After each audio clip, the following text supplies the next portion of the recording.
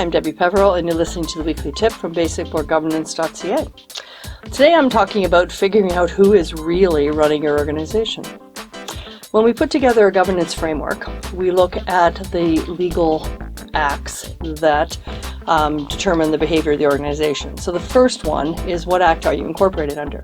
A non-for-profit is normally incorporated under Societies Act.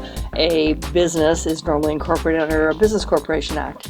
Whatever it says in those acts, you can't make any changes to that at the boardroom table. An example, a society cannot pay dividends to their members. That is part of the definition of being a not-for-profit. So a board can't decide to pay a dividend because the act says they cannot.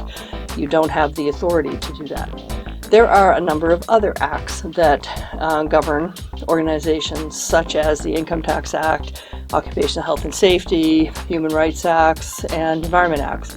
All of those things are part of the governance framework that determines what an organization is allowed to do and what they're not allowed to do.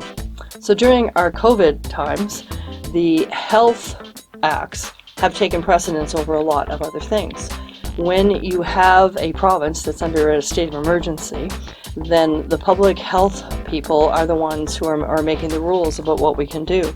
It might appear to people here in Nova Scotia that Dr. Strang is the person who's running all of our organizations, because he is the one that tells you whether you can be open or closed, how many people you can have in your organization, what rules you have to follow.